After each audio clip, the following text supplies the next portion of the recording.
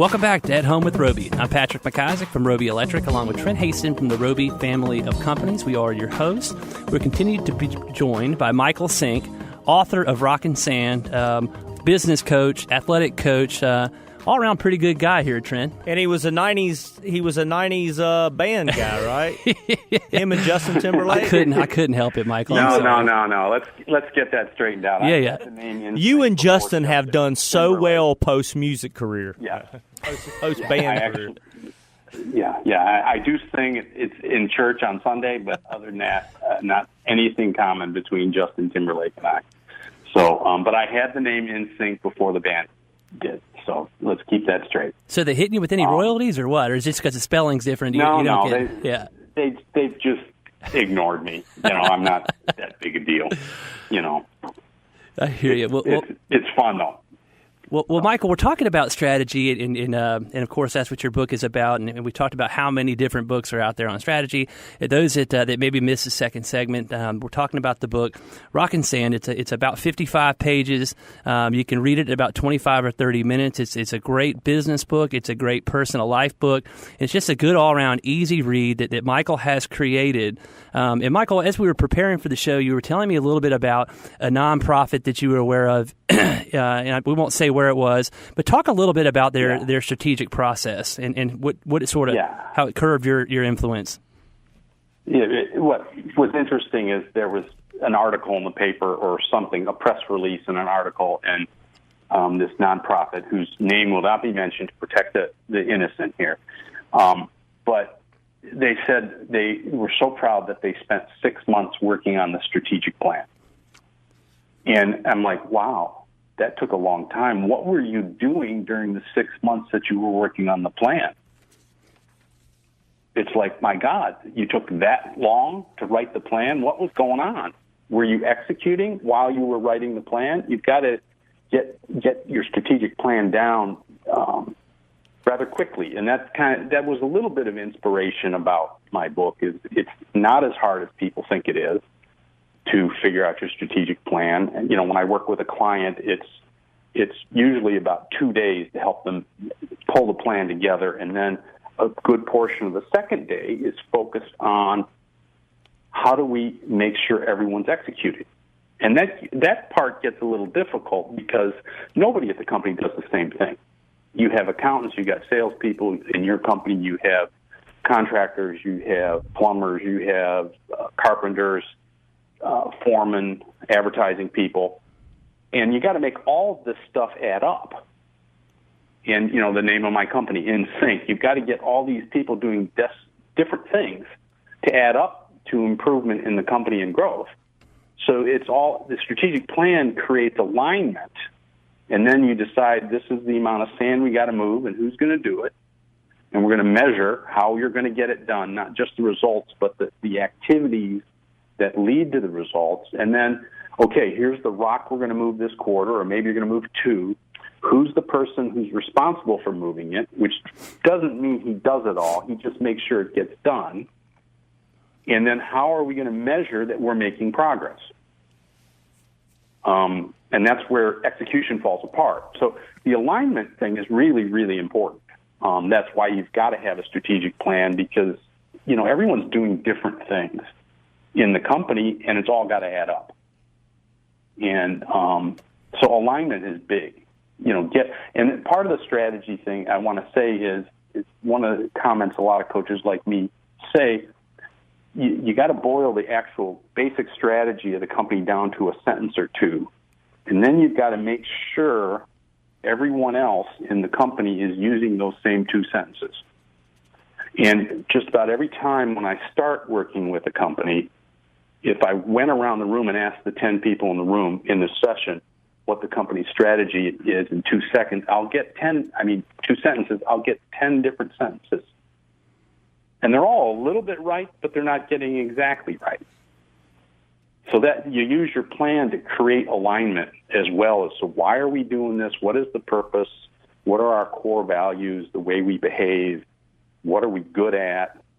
And how do we serve these customers in a way that's different than everyone else? So, long answer to I'm going to give our question, Keep It Simple Stupid in our company. I'm going to give us a shameless plug.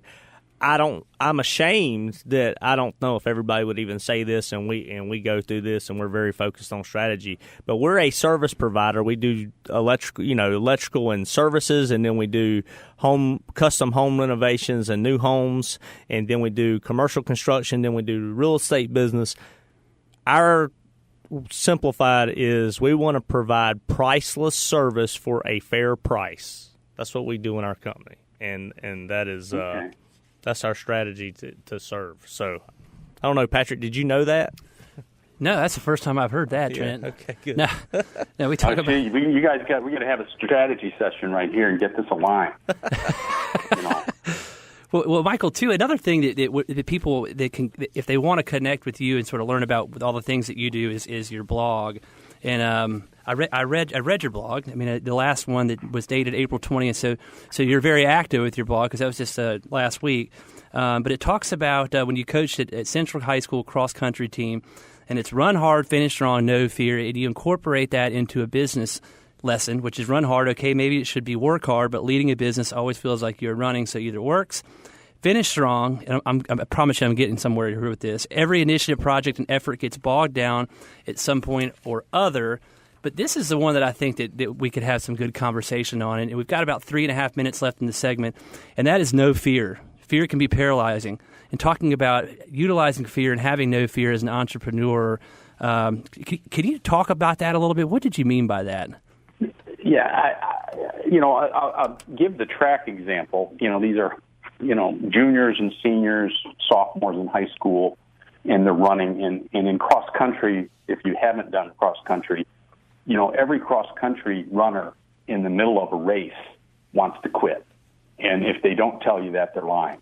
Because a 5K is a long race, and it's up and down hills, and you're worrying about winning, and fear starts creeping into their heads, and maybe I'm not doing this right, I'm not good. They start giving themselves really bad self-talk, and they start running themselves down, and then they start running slower, and they give up.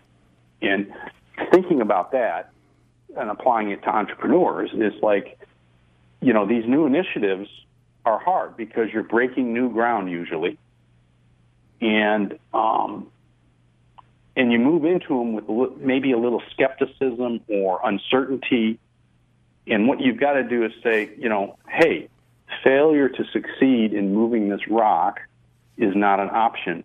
So we're going to set our fears aside and look at very specifically what do we need to do to get this rock moved.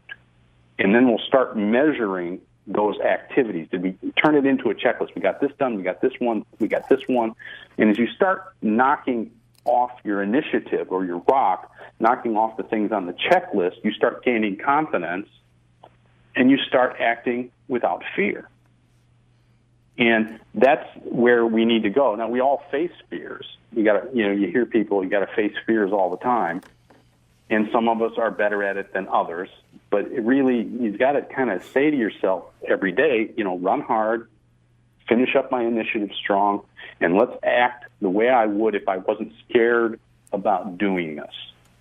How would someone act if they weren't scared about this new initiative, or scared about this sales call, or scared about this contract, or scared about this project that we're behind on? How would someone who isn't scared, who has no fear, how would they act? Okay, let's pretend I don't have any fear, and let's do what that person would do. So we always that's great. I think if you're listening to this, you ought to go have your child who is a high schooler or a middle schooler or a college kid go listen to the podcast, because I think that applies very well with going to college or trying out for a sport or even at the basics. But we like to co-brand a lot, so I think that you need to start throwing in Synk on some no fear gear. Yeah. Okay. Very good. But no, we had a lot of. I have to say, we had a lot of fun with the cross country team, and I jumped in and helped coach my son's team because they lost their coach and they hadn't done much of this kind of stuff. And the team at first was looking at me crazy. The very first practice, I said, "We're going to say this. I'm going to say run, and you're going to say hard. I'm going to say finish, and you're going to say strong." and I'm going to say no, and you're going to say fear. And they did it the first time very lackluster. And I said, well, give me a little more energy.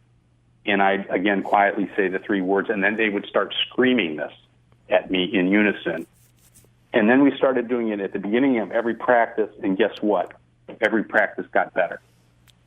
And then when we do it at a meet, we do it quietly during the warm-up, but right before the race, we would pull the team together into a little huddle, and we do it, and it kind of shock all the other teams, like, oh, these guys are serious.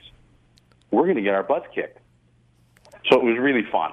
That's awesome. Michael, we're out of time here on our segment. How do people get in touch with you? And thanks for joining us, sir. Well, the best way is to just go to my website, in-synk.com.